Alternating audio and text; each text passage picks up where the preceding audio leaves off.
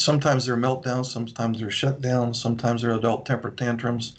It would be good to think in terms of prevention rather than intervention, because most of the time, and I'm speaking in generalities here, we'll use the example of the man with ASD, when he's already in the throes of something that, and by the way, it's always anxiety based. It would be good to think in terms of prevention, because once the individual with ASD is already triggered, my experience has been you're just going to have to write it out at that point, because it's all anxiety based. Whenever Rob gets angry, you can be assured that what you're seeing is the anger, but what's underneath the anger is anxiety. And the anger is nothing more than an anxiety reduction technique. And so when Rob gets angry, he's already been triggered, and it's going to be really hard to put that bullet back in the gun at that point. I'm not saying that intervention is never a usable strategy, but it's certainly the hard route to go, and it's going to be highly ineffective a lot of the time. So the best thing to do is think in terms of prevention.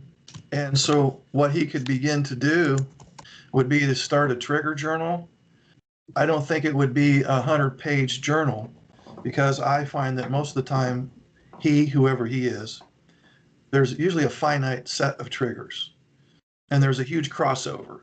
So you might think, well, he gets triggered by this, and this. But if you look a little deeper, you realize that a lot of those things are the same thing. And so he probably only has 3 to 5 triggers. I'm going to make up some examples, simple examples that you can wrap your brain around. Maybe a hectic, chaotic, noisy environment would be one. Maybe being hit by surprises by his NT wife, who charges in there and says, "Oh, well, we need to do this now." When he's over here doing his own thing, minding his own business, and then she charges in there. Now he's supposed to stop what he's doing and tend to whatever she wants. So an unwanted interruption might be another example of a trigger. Coming home from a hard day at work, and you're beat, and he just wants to go somewhere by himself and de-escalate a little bit and kind of charge his battery, because social situations drain his battery. And so if he comes home from a difficult day at work, his battery's dead, and he may need some time alone just to recharge a little bit before he tries to get involved with the family in conversation or whatever. Those are just 3 easy examples. And so the first thing you'd want to do is come up with a trigger journal, and then part of that journal then would be some alternative choices.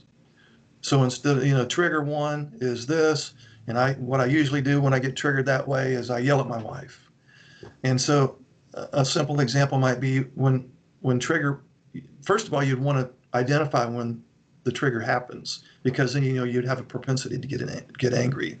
So you would want to come up with something. Okay, maybe instead of yelling at my wife, I could simply tell her, "I've been triggered.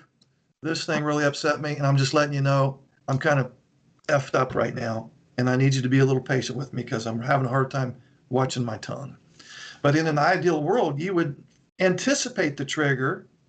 You would know, okay, we're going to go do this thing now, and sometimes that triggers me, and so I'm going to be on alert walking into this situation knowing that I'm at risk of being triggered. So the trigger journal is most effective in that you can anticipate things that might be said or done that would trigger you, and if possible, avoid it altogether. You want to write down the triggers, and then you would want to look for themes amongst those triggers. So for example, if he had 10 things in his journal that were triggers, it wouldn't take much of an investigator to realize, okay, well, these 3 are similar, and those 4 are similar, and these 2 are similar. So even though they would be separate incidents, if you looked a little deeper, you would realize it was only maybe 3 triggers, 3 different triggers. That makes sense? I could trip over a 2x4, and then later on I could trip over a log, and then later on I could trip over a cinder block, and then later on I could trip because I fell in a hole. Those aren't 4 different incidents. All 4 of those had to do with tripping and not watching where I'm going. That would be the start, because remember, we're trying to think in terms of prevention. Because if we're talking about meltdowns, rage, whatever, once he's already been triggered and in the throes of the thing, it's going to be real hard to de-escalate, if not impossible to de-escalate. So you want to try to prevent the thing up front. Hey, this is Mark Hutten. Would you like to schedule a one-on-one Zoom call? Okay, it's so simple. Just look under any of my videos in the description area. Click on this Calendly link. Now you see my calendar. Pick your month, your day, anytime that's available.